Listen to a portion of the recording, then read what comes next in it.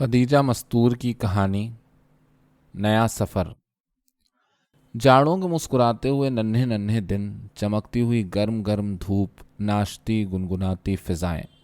जाने ये सब कहाँ और किसके लिए थीं। यहाँ तो ऐसा लग रहा था कि दिन रोते बिसूरते पहाड़ हैं, फिजाएं ऊँग रही हैं, वक्त कछुए की मानिंद रेंग रहा है और माहौल में वीरान उदासी रची हुई है। हालांकि उस वक्त तले ऊपर के दोनों बच्चे सहन में गोलियां खेल रहे थे। निशाना गलत होने पर बेहद हल्के फुल्के अंदाज में रंगीन गोलियों को भारी भारी गालियां देकर खासा उधम ढा रहे थे। बच्चों का बाप सहन के एक कोने में पड़ी हुई झलंगा खाट पर लेटा एक बीड़ी से दूसरी बीड़ी सुलगा रहा था। वक्फे वक्फे से खांसता, फिर खंखारता और तले ऊपर रखे हुए पाँव जोर जोर से हिलाने लगता। बच्चों की माँ एक नन्ही सी जान को धूप में बैठी दूध पिला रही थी। बच्चा किसी किसी वक्त दूध छोड़कर गौं गां भी कर रहा था और बच्चों की बूढ़ी दादी अपने बेटे के पलंग के पास बिछे हुए बोरिए पर बैठी सिलाई की कमीज में खपाखप सुइयां भोंक रही थी। फिर भी अजीब सी वीरानी और उदासी खेलते हुए बच्चों से बुढ़िया तक पर छाई हुई थी। जीतने वाला लड़का मारे खुशी के जोर से चीखा और हारने वाले की गालियां एकदम खौफनाक हो गईं। उसका चेहरा कह रहा था वो सख्त नाराज़ है। चुप रहो कुत्ते के पिल्लों, कान खाए लेते हैं साले। बाप ने बीड़ी का एक लंबा कश लगाते हुए कहर भरी नज़रों से लड़कों की तरफ देखा, मगर कुत्ते के पिल्लों के कान पर जूं भी न रेंगी और पिल्लों के बाप ने एक बीड़ी से दूसरी बीड़ी सुलगा ली। साले गालियां बकते हैं, इनकी माँ ये दुनिया में और क्या करेंगे, बस यूं ही बहन गालियां बकते बकते कब्र में सो जाएंगे। वो आहिस्ता आहिस्ता बड़बड़ाने लगा। इन्हें स्कूल से क्यों उठा लिया? इसीलिए ना कि पढ़ लिख कर इंसान बन जाएंगे। वो अपनी माँ की तरफ गुस्से से देखने लगा। ले बस रहने दे, वो तो गालियाँ बक रहे हैं और तूने फूल बिखेरे हैं, बकने दे। बहले तो हैं, कब के भूखे हैं बेचारे। जो आफत मचा दी ना तो पता चलेगा। सुबह की टुकड़ा टुकड़ा रोटी खाए हुए हैं और अब 1 बज रहा होगा। वो रही धूप। बुढ़िया ममता भरे गुस्से से बेटे को देखने लगी। हाँ, बकने दो गालियाँ। मैं कहता हूँ क्यों नहीं जाते स्कूल, इसलिए कि आँखों से ओझल ना हो। ममता फटती है। वो जाहिल औरतों की तरह हाथ मटकाने लगा। ममता नहीं फटती, तेरी जेब फट गई है। बुढ़िया एकदम तेज़ हो गई। है पल्ले कौड़ी, नाम का मुफ्त स्कूल है मगर महीने में 10 खर्च बताए जाते हैं और फिर कॉपियाँ कलम कहाँ से लाऊं? बुढ़िया ने कमीज़ एक तरफ रख दी और मलामत भरी नज़रों से बेटे को देखने लगी। हैं, ख्वामख्वाह बातें बनाता है बस। वो ज़ेरे लब बड़बड़ाई और वो जैसे लाजवाब सा होकर रह गया, लेकिन उसके चेहरे पर सख्त बेजारी छाने लगी। कुछ ऐसी बेजारी कि लगता बस एक ही जस्त में अपनी रूह को जिस्म के पिंजरे से आज़ाद करा के आसमान से आगे भाग जाएगा। वो इस दुनिया में हरगिज़ नहीं रहना चाहता। इससे पहले कि मैं कहानी को आगे बढ़ाऊं, कुछ अर्ज़ करना चाहता हूं। आप अदबी दुनिया पर तसनीफ़ हैदर की आवाज़ में ये कहानी सुन रहे हैं। इस काम को जारी रखने के लिए हमें आपकी मदद की बहुत ज़रूरत है। अगर आप 100 से 2000 रुपए तक स्पॉन्सर करना चाहें तो थंबनेल पर दिए गए QR कोड का इस्तेमाल करें। अगर आप उससे ज़्यादा ताउन करना चाहें तो बैंक तफसीलात डिस्क्रिप्शन में मौजूद हैं। याद रखिए, आपकी छोटी सी मदद भी इस बेहद अहम अदबी काम को आगे बढ़ाने में बहुत कारगर होगी। आइए कहानी शुरू करते हैं। शुक्रिया। छटाक छटाक भर के बच्चे सैर सैर भर की गालियां बकें और कोई उन्हें तंबीह न कर सके, इसलिए कि वो भूखे हैं और कोई उन्हें रोटी नहीं दे सकता। मगर ये गालियां नहीं बकेंगे साले, मैं सर तोड़ डालूंगा। और वो जाने और क्या कहता कि बुढ़िया बीच में बोल उठी। खुदा के लिए इस वक्त चुप रहे, तेरा क्या जाएगा, रुला कर बाहर चलता बनेगा। बस मैं बहलाती रहूंगी और ये कमीज़ भी पूरी ना होगी तो फिर क्या कंकर पत्थर बांध दूंगी इनके पेट पर। बाबा मैं हाथ जोड़ती हूँ, फिर नसीहतें कर लीजिए। और बुढ़िया ने सचमुच बेटे के आगे हाथ जोड़ दिए। लड़कों के रोने और खाने का मुतालबा करने के ख्याल ही से उसके चूंटियाँ काटने लगती। बेटे ने माँ को गुस्से और बेजारी से देखकर उसकी तरफ से करवट बदल ली और बुढ़िया ने दिल ही दिल में खुदा का शुक्र अदा करते हुए कमीज उठा ली। भला आते आते टल गई थी, वरना बेटे की हालत तो वो खूब जानती थी कि किस कदर झल्ला हो गया है। रेलवे के मजदूरों की छांटी में क्या आया कि इंसानियत के दायरे ही से खारिज हो गया। شروع میں تو یہ تھا کہ دکھ درد دور کرنے کی فکر میں گھلا کرتا، کیا کرے اور کیا نہ کرے کے چکر میں پھنسا رہتا۔ پھر کچھ دن گزرے تو دکھ درد دور کرنے کے بجائے ہر دم چڑچڑانا شروع کر دیا، ساتھ ہی بیڑیوں کی تعداد بڑھنے لگی۔ پھر اور دن بیتے تو ہر وقت گھر سے باہر رہنا شروع کر دیا۔ ایک ذرا دیر کو گھر آتا تو معلوم ہوتا کہ بھونچال آ گیا ہے، یہ پھینک وہ جھٹک، ایک بیڑی سے دوسری بیڑی سلگائی جا رہی ہے اور دھوئیں کے ساتھ ساتھ گالیاں بکی جا رہی ہیں۔ چھانٹی میں آنے سے پہلے بھی کچھ زیادہ سکھ سے نہ بسر ہو رہی تھی۔ پیٹ بھر گیا ہے تو تن ننگا ہے، اور اگر تن ڈھانکنے کی فکر کی گئی تو پیٹ ننگا ہو گیا۔ پھر بھی بچوں سے محبت کا سلوک کرتا تھا، بیوی کو دن میں ایک آدھ بار مسکرا کر دیکھ لیتا تھا اور ماں سے اس کا دکھ سکھ پوچھ لیتا تھا۔ اب تو گھر کا ہر فرد اس کا منہ تکا کرتا کہ شاید دو میٹھے بول دے۔ بڑھیا اس کی یہ حالت دیکھتی اور پکے پھوڑے کی طرح تپا کرتی۔ بیٹے کا پریشان حال، فخر چہرہ اور آنکھوں میں ٹمٹماتا سا زندگی کا چراغ دیکھ کر وہ تڑپ اٹھتی، لاکھ جتن کر کے 4 پیسے پیدا کرتی، صرف اس لیے کہ اس کے لال کی پریشانیوں میں کچھ تو کمی ہو، مگر وہ دیکھ رہی تھی کہ پریشانیوں میں روز بروز زیادتی ہوتی جا رہی ہے۔ بے حد بھوک میں روٹی کے 2 نوالے پیٹ کی آگ کو گھٹانے کے بجائے بڑھا دیتے ہیں، اور بڑھیا کی کوششیں اس کے آگے تھک کر بیٹھ جاتی۔ اس سے زیادہ وہ کچھ بھی نہ کر سکتی تھی۔ اتنے ہی میں اس کی بوڑھی ہڈیاں بری طرح کڑکڑا اٹھتیں، اور جس وقت اسے اپنی تکلیفوں کا شدت سے احساس ہوتا تو وہ بھی بیٹے سے کچھ کم نہ جھلاتی۔ سب بھاڑ میں جائیں، کم بختوں نے زندگی برباد کر رکھی ہے، گھن کی طرح کھائے لیتے ہیں، وہ آپ ہی آپ بڑبڑاتی۔ لیکن جس وقت بچوں کو بے لگتے، بہو کو چپ کے روتے اور اپنے جگر کے ٹکڑے کو پریشان حال دیکھتی تو ٹریفک کے سپاہی کی طرح مستعد ہو کر اپنا کام کرنے لگتی۔ اس وقت بھی وہ بڑی پھرتی سے قمیص سینے کی کوشش کر رہی تھی، حالانکہ صبح سے ایک جگہ پر جھک کر بیٹھے ریڑھ کی ہڈی چٹکنے لگی تھی، آنکھیں دکھ رہی تھیں اور انگلیوں میں اینٹھن ہو رہی تھی۔ آنکھوں سے ویسے ہی کم سوجتا، جانے کس مشکل سے سلائی کرتی۔ ہیں بھوک، کھیلتے کھیلتے چھوٹے لڑکے کو بھوک یاد آ گئی، اور بڑے نے بھی اس کا ساتھ دیا۔ شش وہ بڑھیا نے ہونٹوں پر انگلی رکھ کر اشارے سے انہیں بتایا کہ چپ نہ رہے تو اٹھ کر تمہارا ابا پیٹ ڈالے گا۔ بچوں نے ڈھٹائی سے باپ کی طرف دیکھا اور پھر منہ بسورنے لگے۔ ہم نہیں جانتے، ہمیں کھانا دو، وہ منمنائے۔ بس ابھی چٹ پٹ روٹی پکاتی ہوں، جب تک تم باہر کھیلاؤ۔ کیسے اچھے میرے لال، آج گڑ لاؤں گی، بڑھیا نے انہیں بہلایا۔ ہم نہیں جانتے، ہمیں روٹی دو۔ چھوٹا لڑکا رونے کی تیاری کرنے لگا۔ نکلو گھر سے۔ بیڑی کا آخری کش لے کر وہ ہنکارا۔ بھوک لگی ہے، سالے نہیں تو اپنے حصے کی روٹی لے کر تو دنیا میں آئے نہیں، اور بھوک لگی ہے۔ وہ لال آنکھیں نکال کر بچوں کو گھورنے لگا۔ بڑھیا نے تل ملا کر قمیص رکھ دی، بلا پھر نازل ہو رہی تھی۔ چلو باہر، نہیں تو ہڈی پسلی ایک کر دوں گا۔ ہاں، وہ لیٹے سے اٹھ بیٹھا۔ بڑھیا اپنی جگہ پر کھڑی ہو گئی۔ بچوں نے سہمی نظروں سے باپ کی طرف دیکھا اور گولیاں اٹھا کر باہر نکل گئے۔ وہ بیڑی سلگا کر پھر لیٹ گیا۔ بڑھیا نے قمیص اٹھا لی۔ اب وہ اور بھی تیزی سے سینے کی کوشش کر رہی تھی۔ جیب، گلا اور کاج بٹن باقی تھے، کاج جو اسے سب سے زیادہ مشکل لگتے۔ ایک تو ویسے ہی کم دکھائی دیتا، اوپر سے باریک ترین کام، لیکن بڑھیا کے نزدیک یہ کام اس وقت کوئی حقیقت نہ رکھتا تھا۔ اس وقت سب بھوک سے بلبلا رہے تھے اور ان کے لیے پہاڑ بھی کھود سکتی تھی۔ گلے پر بخیا کرتے ہوئے اس نے بیٹے کی طرف دیکھا۔ وہ جانے کس گہری فکر میں ڈوبا ہوا تھا، کھویا بے حد اداس، مگر بڑھیا کو وہ صرف بھوکا نظر آیا۔ اس کی مامتا بری طرح پھڑکنے لگی اور اس نے بہو کو دیکھا کہ ذرا ہاتھ بٹائے تو منٹوں میں کام ختم ہو جائے، لیکن بہو تو آج صبح سے بے حد خاموش اور نڈھال ہو رہی تھی۔ اس وقت بھی وہ دیوار کا سہارا لیے یوں بیٹھی اونگ رہی تھی جیسے افیون کی ایک گولی چڑھا لی ہو۔ بڑھیا کو اس پر بھی رحم آنے لگا۔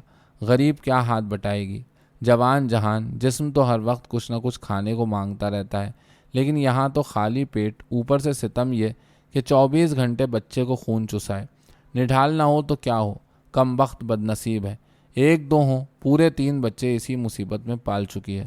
کوئی حد ہوتی ہے دکھوں کی، زیادہ تنگ آ گئی تو جانے کیا کچھ کر بیٹھے۔ اور اس خیال کے ساتھ اسے وہ بات یاد آ گئی جب بہو کے پیٹ میں پہلا بچہ تھا تو وہ ہر وقت کھٹی میٹھی چیزوں کے لیے للیایا کرتی تھی، سودے والوں کی آواز پر چونک پڑتی تھی، اور ایک دن اس نے بہو کی اس حرکت پر جل کر اسے گالیاں دی تھیں کہ شہزادی صاحبہ کے شوہر تو جانے کس طرح گھر کا خرچ چلاتے ہیں، اور صاحبہ ہیں کہ آنکھوں پر ٹھیکری رکھ کر بس زبان کا چٹخارا چاہتی ہیں۔ उसके बाद बहू ने फिर किसी चीज़ की फरमाइश न की थी। वो खुश हुई थी कि चलो बहू की फरमाइशों से निजात मिली। लेकिन जब एक दिन उसने देखा कि वो दरवाजे पर खड़ी सामने के हलवाई को मुस्कुरा मुस्कुरा कर देख रही है तो उसकी बूढ़ी जान जैसे सुन होकर रह गई थी। बहू ने तो कस्में खा खा कर उसे लाख यकीन दिलाया कि वो गली में खेलते हुए बच्चों की शरारत पर हंस रही थी, लेकिन वो ना मानी। कोई वो भी दूध पीता बच्चा थी जो नज़र भी ना पहचानती। अरे वो लाख बूढ़ी आड़ी और अंधी थी, मगर उड़ती चिड़िया के पर गिन सकती थी।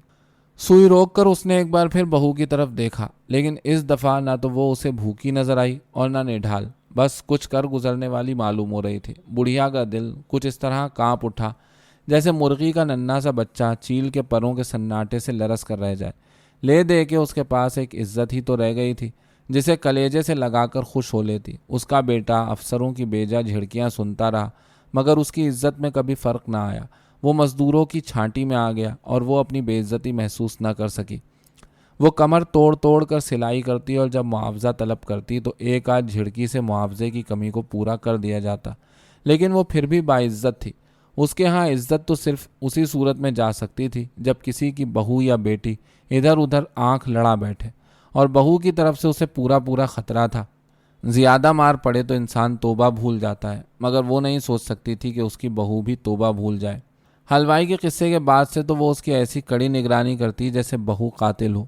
इसके बावजूद बुढ़िया खौफजदा रहती।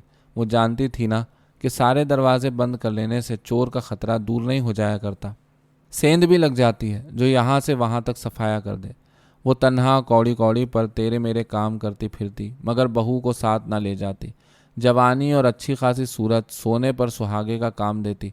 बुढ़िया खटकती उसकी सूरत से, हालांकि वो खुद ही बहू को चाराने के घड़े की तरह खूब देखभाल कर लाई थी कि कहीं उसके बेटे का जी बुरा ना हो। और अब वही सूरत ऐसी खलती कि उसका जी चाहता कि इस तरह बिगाड़ दे कि ये खड़ा खड़ा नाक नक्शा गायब हो जाए, बस खंडर ही खंडर रह जाए। उसने आंखों से बहते हुए पानी को हथेलियों से पोंछकर जलती जलती नज़रों से बहू को देखा, जो उसी तरह चुपचाप बैठी ऊँग रही थी। महलों के ख्वाब देख रही होगी। बुढ़िया आप ही आप कुड़ी कुछ काम काज करती रहे तो ध्यान बटा रहे, मगर उसके लिए तो बहाना है कि पेट भर रोटी नहीं मिलती, चक्कर आते हैं, ऊपर से भूखे पेट बच्चे को दूध पिलाती है, इसलिए हिला नहीं जाता। कमबख्त मक्कार। वो खूब समझती है ये सारे गुण। शराफत की आधी रोटी नहीं भाती, जब भी यूं हाथ पांव ढीले कर दिए हैं चुपकी घुन्नी बैठी रहती है। देखने वाले कहते हैं कि बहू तो अल्लाह मियाँ की गाय है, मगर वो खूब जानती है कि उस गाय को गला काट डाले और हाय ना करे। और आगे वो कुछ ना सोच सकी। बहू के खिलाफ काम करने वाले जज्बे ने उसके दिमाग में शोले से भड़का दिए थे। शहजादियों की तरह आराम करती रहती है, ये नहीं होता कि ज़रा हाथ बटाए। अब सिर्फ बटन टाकने को रह गए थे, फिर भी वो कमीज पटक कर चीखी। हराम खाने की आदत हो गई है। जानती है ना कि बुढ़िया अपनी हड्डियां पेल कर ठूसने भरने का सामान कर ही देगी, फिर अपने आराम में कोई क्यों खलल डाले। और फिर वो बड़बड़ाने लगी। ऐसे सब्ज कदम आए कि झाड़ू फिर गई, मिट कर रह गया सब कुछ। बहू ने बुझी बुझी नज़रों से बुढ़िया को देखा और फिर सर झुका दिया। उसकी आंखों में उमड़ते हुए आंसू बच्चे की मैली कमीज धोने लगे और बुढ़िया का गुस्सा रफू चक्कर होने लगा। वो तो कुछ ऐसी तबीयत की थी कि अपने दुश्मन को भी रोता ना देख सकती थी। फिर बहू ने उसकी बड़ी खिदमत की थी, साथ ही उसकी झिड़कियां भी बर्दाश्त की थीं, मगर पलट कर आधी बात ना कही थी। उसने चुपके से कमीज उठा ली। तो काम क्यों नहीं करती लाट साहब की बच्ची, क्यों नहीं करती काम? उंगलियों में गुम होता हुआ बीड़ी का टुकड़ा फेंक कर वो चीखा। बुढ़िया डरी कि अब फिर आफत होगी, मगर चुप रही कि चुड़ैल को एक ज़रा धमका ले तो अच्छा ही है। बटन टाँगती रही। उसने ये देखा ही नहीं कि बहू की आंखों में भी जवाबी हमले की ताकत कुलबुला रही है। मुझे घूरती है, हैं? मुझे घूरती है तेरी? और आधी गाली झपाटे से उठने की ताकत ले झपटी। बुढ़िया बौखला कर उठी, मगर जब तक वो बहू के करीब पहुंचे बेटा बहू की हड्डियों की मजबूती का अंदाज़ा लगा चुका था। बुढ़िया ने बड़ी मुश्किल से उसे धक्के दे देकर फिर पलंग तक पहुंचाया। इस कोशिश में उसकी सांस धौंकनी की तरह चलने लगी थी। बहू हौले हौले रो रही थी। हाथ टूटे, न खिलाने का न पहनाने का। लेके भूखी जान को पीट डाला। काम नहीं करती तो तेरा क्या, बस कोई बात हो तू बीच में फट पड़ेगा। बस दिमाग चल गया है। बुढ़िया ने उसी बहू की हिमायत में बेटे को बुरा भला कह डाला जो ज़रा देर पहले नाक काटने का उस तरह नजर आ रही थी। कभी तेरे बाप ने भी मुझ पर हाथ नहीं उठाया, एक तू है नालायक। बुढ़िया ने आगे बढ़कर बहू को सीने से लगा लिया। تو شاید ہمدردی کی وجہ سے اس کے رونے کی آواز تیز ہو گئی اور ایسی دردناک آواز کہ بڑھیا کا کلیجہ مسلنے لگا۔ باپ چھانٹی میں بھی تو نہیں آیا تھا، کچھ تو کما کر تمہیں دیتا تھا۔ اس کے لہجے میں کچھ نہ کر سکنے کی بے بسی اور یہ کچھ کر گزرنے کا اضطراب کروٹیں لے رہا تھا۔ اس نے بیڑی کا ایک لمبا کش لے کر طویل آہ بھری۔ کچھ نہیں دیتا تو کیا ہوا، اللہ وہ دن لائے کہ دے گا بھی، پر ایسا بورہا پن کس کام کا۔ بڑھیا نے محبت سے بیٹے کو دیکھا اور اس نے تیوریوں پر بل ڈال کر اس طرح کروٹ لے لی جیسے اسے ماں کی بات ایک آنکھ نہ بھائی ہو۔ لیکن بڑھیا نے بیٹے کی یہ حرکت نہ دیکھی۔ وہ بہو کو کلیجے سے لگائے اسے چپ کرانے میں لگی ہوئی تھی۔ رونے کی آواز آہستہ آہستہ کم ہوتے ہوتے ہچکیوں اور پھر سسکیوں میں تبدیل ہو کر دبی دبی آہ بن گئی۔ بڑھیا مطمئن ہو کر اٹھی اور قمیص کے باقی بٹن ٹانکنے لگی، مگر یہ 2-3 بٹن ٹانکنا اسے ایسے مشکل لگ رہے تھے کہ توبہ۔ اس کا جی چاہ رہا تھا کہ بس ایک ہی ٹانکے میں بٹن ٹک جائیں اور دم کے دم میں سلائی کا روپیہ لے کر سودا خرید لائے۔ اس وقت تو سب کو خوب پیٹ بھر بھر کر کھلائی دے، خاص کر بہو کو۔ لاکھ وہ چپ ہو کر بیٹھی تھی، مگر بڑھیا کو اس کے دکھ کا پورا پورا احساس تھا۔ قمیص تیار ہو گئی تو وہ ہاتھوں سے استری کر کر کے تہہ کرنے لگی۔ قمیص تیار کر کے وہ بچوں کی طرح خوش ہو رہی تھی۔ تو جب تک آنکھ سلگا لے، اس نے پیار سے بہو کی طرف دیکھا، بس ابھی سودا لے کر آئی۔ لیکن تو کہاں چلا؟ بیٹے کو جوتے پہنتے دیکھ کر اس کی خوشی دم توڑنے لگی۔ جلسے میں جانا ہے، وہ اکھڑ پن سے جواب دے کر کھڑا ہو گیا۔ جلسے؟ بس جب دیکھو جلسے۔ میں تو ابھی نہ جانے دوں گی، کب کا بھوکا ہے۔ ایک ذرا میں سودا لائی اور چٹ پٹ روٹی پک جائے گی۔ بڑھیا اس کے شانے پر ہاتھ رکھ کر بٹھانے لگی۔ میں نہیں رک سکتا، مجھے ابھی جانا ہے۔ اس نے ہاتھ جھٹک دیا۔ مجھے جانا ہے؟ یہ جلسے تجھے کیا دیتے ہیں جو دوڑ دوڑ کر جایا کرتا ہے؟ وہ پیار بھرے غصے سے چلائی۔ 8-10 سیر آٹا باندھ لایا کر وہاں سے تو میں جانوں بھی۔ ہاں، میں نہیں جانے دوں گی، چپکے سے بیٹھ۔ اس نے بیٹے کی باہ پکڑ لی اور وہ کھسیانی ہنسی ہنس پڑا۔ تم کیا جانو، مجھے بڑا ضروری کام ہے۔ وہ باہ چھڑانے لگا۔ ہاں، میں کیا جانوں، مجھے سب پتہ ہے۔ پیارے کی ماں کہتی تھی کہ یہ سب بڑے آدمیوں کے تماشے ہیں۔ رنڈی نہ نچائی، ننگے بھوکے مزدوروں کو نچا لیا اور خود اپنے لیے تالیاں بجوائیں، ہار پہنے، پھر آرام سے گھر کی راہ لی۔ روتی ہے اس کی ماں بھی، جب دیکھو ہڑتال ہے اور گھر میں فاقے پر فاقے۔ میں تو کہتی ہوں کہ بس چپ بھی رہو، نہ جانو نہ بوجھو، اور لگا دی چیں چیں۔ وہ بات کاٹ کر بڑے زور سے چڑچڑایا۔ بڑھیا خوشامد پر اتر آئی۔ بیٹا، تو ناحق غصہ کرتا ہے۔ یہ بھی تو سوچ کہ سارا گھر تیرے سر ہے۔ مارے یا جلائے، چھانٹی میں آگے آئے تو کوئی دوسری نوکری کر لے۔ کون یہ جلسے تجھے وزیر بنا دیں گے؟ تیرے باپ دادا سبھی نوکری کرتے تھے، ملوں میں، ریلوائی میں، لیکن تو جلسوں میں نوکری بچاتا پھرتا ہے۔ ہیں باپ دادا؟ وہ ایک دم تیز ہو گیا۔ سالوں نے ساری زندگی پیٹ بھر محنت کی اور آدھے پیٹ روٹی کھائی۔ کوئی دنیا سے جاتے ہوئے خالی ہاتھ ہوتا ہے؟ وہ زندگی بھر مردے بنے رہے مگر اف نہ کی۔ مر جاؤ بھوکے مگر مجھ سے ایسی نوکری نہیں ہونے کی۔ میں باپ دادا نہیں ہوں، سمجھی؟ وہ پاؤں پیٹتا زن سے باہر نکل گیا۔ جانے کیوں بہو کی آنکھوں میں آنسو ڈبڈبا رہے تھے۔ کھسیانی سی بڑھیا الگنی پر پڑی ہوئی چادر اٹھا کر اوڑھنے لگی۔ اسے بیٹے پر سخت غصہ آ رہا تھا۔ ہے لاٹ صاحب، دیکھیں گے پھر کون سی نوکری کرتا ہے جب بچے بوٹیاں نوچیں گے اور جورو کسی سے آنکھ لگا کر نکل بھاگے گی۔ ابھی تو مجھ بوڑھی پر خوب اترا لے۔ وہ جاتے ہوئے راستے بھر بڑبڑاتی رہی، پھر قمیص دے کر سودا خریدتی ہوئی گھر واپس لوٹی تو غصے کا پتہ بھی نہ تھا۔ بہو آگ جلائے چپ چاپ بیٹھی تھی۔ لکڑیوں سے نکلتا ہوا دھواں ننھی ننھی سیاہ سپولیوں کی طرح بل کھاتا چھوٹی سی کوٹری میں بے چین ہو رہا تھا۔ کوٹری کے باہر کی اونگتی سی فضا میں جیسے بین بج رہی تھی اور بچے آگ کو دیکھ دیکھ کر خوشی سے پھولے نہ سما رہے تھے۔ بڑھیا نے آٹے کی پوٹلی رکھ کر ایک لمحے تک بچوں کے خوش ہونے کا منظر دیکھا اور دوسرے ہی لمحے وہ آٹا مسل کر روٹی بنانے لگی۔ بہو نے لاکھ منع کیا کہ وہ خود روٹی پکا کر دے لے گی، مگر بڑھیا نہ مانی۔ آج تو اس کا جی چاہ رہا تھا کہ بڑے پیار سے بہو کو روٹی پکا کر دے۔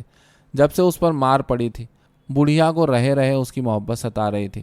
سب کو کھلا پلا کر جب وہ اپنے حصے کی ایک موٹی سی روٹی لے کر کھانے بیٹھی تو اسے بیٹے کی بھوک یاد آ گئی۔ پہلا ہی نوالا حلق میں پھنسنے لگا۔ اسے خیال آ رہا تھا کہ جب بیٹا آئے گا تو روٹی ٹھنڈی برف ہو چکی ہوگی۔ باجرے کی ٹھنڈی روٹی تو بس ایسی لگتی ہے جیسے ریت پھانک رہے ہوں۔ خاک حلق سے اترے گی، پر کون جانے کہ رات کب لوٹے۔ کم وقت بھوکا پیاسا کہاں کہاں پھر رہا ہوگا۔ اور پھر اسے اچانک یاد آیا کہ قریب ہی کے پارک میں تو جلسہ ہے۔ کل جب وہ قمیص لینے جا رہی تھی تو اس نے دیکھا تھا کہ اس کا بیٹا تانگے پر بیٹھا منہ میں بھونپو لگائے یہی تو کہہ رہا تھا کہ اسی پارک میں جلسہ ہوگا۔ 4 قدم پر تو ہے، کیوں نہ گرم گرم روٹی دے ہی آئے، اور اس خیال کے ساتھ ہی بڑھیا نے جلدی جلدی الٹے سیدھے نوالے نگل لیے۔ پھر چولہے پر رکھی ہوئی گرم گرم روٹی پر گڑ کی چٹنی رکھ کر جھاڑن میں باندھ لی۔ تیرے آدمی کو بھی روٹی دے آؤں؟ ہے نا، کیسا بھوکا ہوگا، روٹی ٹھنڈی ہوگی تو مٹی ہو جائے گی، گرم گرم کھا لے گا۔ وہ بہو کو دیکھ کر مسکرائی۔ بس ابھی آئی چٹپٹ، تو جب تک بچوں کو سلا دے۔ اس نے چادر اوڑھ کر روٹی کی ننھی سی پوٹلی بغل میں داب لی اور پھر تیزی سے باہر نکل گئی۔ روٹی ٹھنڈی ہو جانے کے خیال سے اس کے قدم ایسے تیز اٹھ رہے تھے جیسے ہوا میں اڑ رہی ہو۔ شام ہو چکی تھی، سڑک پر عجیب گہما گہمی تھی۔ رنگین لباسوں میں تھرکتی سی لڑکیاں بجلی کی روشنی میں کونتی پھر رہی تھیں۔ سیاہ برقعے تاریک سایوں کی طرح رینگ رہے تھے۔ خوبصورت کاریں بغیر شور مچائے یوں دوڑتی پھر رہی تھیں جیسے پانی میں تیر رہی ہوں۔ ٹانگیں پہیوں میں ایک طوفان سمیٹے تھے اور سائیکلوں کی گھنٹیاں جیسے جلترنگ بجا رہی تھیں۔ لیکن بڑھیا کو یہ گہما گہمی پیروں کی بیڑیاں لگ رہی تھی۔ بار بار اس کے قدم رک جاتے، گھبرا کر روٹی کو سینے کے پاس دبا کر گرمی کا اندازہ لگانے لگتی۔ پھر جب راستہ صاف ہوتا تو تیزی سے چلنے لگتی۔ پارک پہنچی تو دوسری مشکل سامنے کھڑی تھی۔ سینکڑوں مزدور گھاس پر بکھرے ہوئے تھے اور ان میں اپنے بیٹے کو تلاش کر لینا اسے ناممکن معلوم ہونے لگا۔ پھر بھی وہ مجمع سے ذرا ہٹ کر بجلی کے کھمبے کے پاس کھڑی ہو گئی جہاں کوئی شخص کھڑا اخبار پڑھ رہا تھا۔ وہ وہیں سے کھڑے کھڑے ہر طرف نظریں دوڑانے لگی، مگر وہاں تو صرف سر ہی سر نظر آ رہے تھے، یا پھر پارک کے وسط میں پڑی ہوئی بڑی سی چوکی، اس پر بچھی ہوئی سفید چادر، گیس کی بڑی سی لالٹین اور لاؤڈ اسپیکر۔ صورتیں تو اچھی طرح دکھائی بھی نہ دیتی۔ وہ دیر تک ایڑیاں اچکا اچکا کر اور آنکھوں سے بہتے ہوئے پانی کو پونچھ پونچھ کر اپنی ساری بصارت خرچ کرتی رہی، مگر اسے اپنا بیٹا کہیں نظر نہ آیا۔ وہ بے چین ہونے لگی کہ اب کرے تو کیا۔ اس نے اخبار پڑھتے ہوئے آدمی کی طرف دیکھا کہ اس سے پوچھے، مگر ہمت نہ پڑی۔ آدمی سوٹ پہنے تھا اور اخبار پڑھ رہا تھا۔ وہ روب کھا رہی تھی۔ کمبل اوڑھے ہوئے ایک شخص اس کے پاس سے گزرنے لگا تو وہ جلدی سے پوچھ بیٹھی، کیوں بیٹا، دین محمد ہوگا یہاں؟ کون دین محمد؟ میں تو نہیں جانتا مائی۔ اور آدمی آگے بڑھ کر مزدوروں کے جھنڈ میں غائب ہو گیا۔ کسے پوچھ رہی ہو مائی؟ اخبار کا صفحہ الٹ کر آدمی اس سے مخاطب ہو گیا، میرا بیٹا ہے دین محمد، وہ جو تانگے پر بھونپو لگائے جلسے کے لیے پکارتا پھرتا ہے وہی۔ بڑھیا نے اپنے بیٹے کے لیے اچھی طرح بتا دیا تاکہ وہ سمجھ جائے۔ بھلا جلسے میں آنے والے اس کے بیٹے کو نہ جانتے ہوں گے؟ میں تو اسے نہیں جانتا مائی، آدمی نے مسکرا کر بڑے مہربان لہجے میں جواب دیا اور پھر اخبار پر نظریں جما دیں۔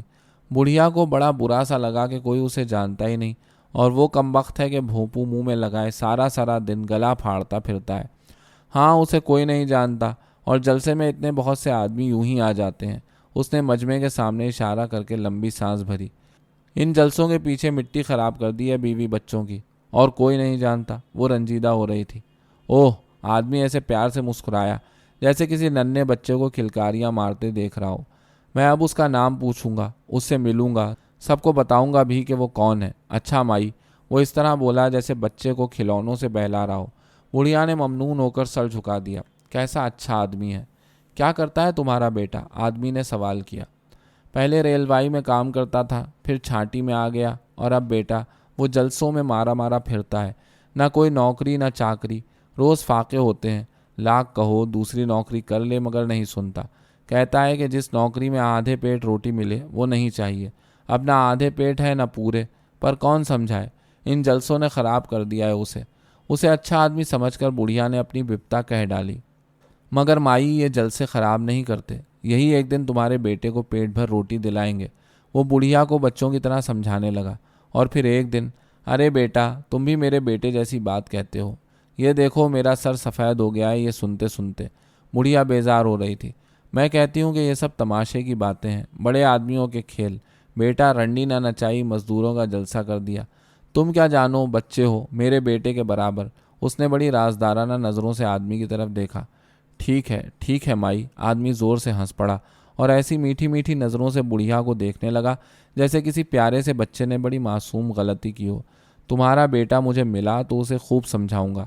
آدمی نے اسے تسلی دی اور پھر اخبار دیکھنے لگا، اور اس نے روٹی کی پوٹلی ٹٹولی تو ٹھنڈی ہو رہی تھی۔ اسے بڑا دکھ ہوا کہ اس کا بھاگ کر آنا بیکار گیا۔ پھر بھی وہ کھڑی رہی کہ شاید بیٹا کہیں نظر ہی آ جائے، کچھ نہیں تو ٹھنڈی روٹی ہی سے پیٹ بھر لے گا، ورنہ کون جانے کہ رات کو کس وقت تک گھر لوٹے۔ بھوک سے آتے سوکھ کر رہ جائیں گی۔ مجمع پر 2-4 نظریں ڈالنے کے بعد وہ اخبار کے الٹے ہوئے صفحے کی تصویریں دیکھنے لگی۔ ایک کمزور مرجھلی سی عورت جو لہنگا پہنے زمین پر بیٹھی تھی، دوسری تندرست خوبصورت عورت جس کے کپڑے پھولدار تھے، وہ بڑے پیار سے مسکرا رہی تھی۔ اس کے سر پر پھولوں کا تاج سا بنا ہوا تھا۔ بڑھیا کو وہ بڑی پیاری لگی۔ جانے کون ہوگی، وہ سوچنے لگی۔ شہزادی ہوگی کوئی، مگر پھر اسے خیال آیا کہ کہانیوں میں تو اس نے سنا تھا کہ شہزادیاں سونے کا تاج لگاتی ہیں، مگر یہ بھی تو ہو سکتا ہے کہ فوٹو کھنچوانے کے لیے اس نے پھولوں کا تاج لگا لیا ہو۔ کیوں بیٹا، یہ کسی شہزادی کی تصویر ہے؟ بڑھیا نے اپنے اطمینان کے لیے پوچھا۔ شہزادی؟ وہ زور سے ہنسا۔ یہ تو ایک مزدور عورت کی تصویر ہے۔ بڑھیا حیران رہ گئی۔ اسے بڑا برا سا خیال آیا کہ یہ ضرور کوئی چھٹی ہوئی ہرجائی عورت ہوگی۔ پر بیٹا، ہم نے تو ایسی مزدور عورت کبھی نہیں دیکھی جو بالوں میں پھول لگائے، ایسے کپڑے پہنے اور اپنا فوٹو اخباروں میں دے۔ توبہ توبہ۔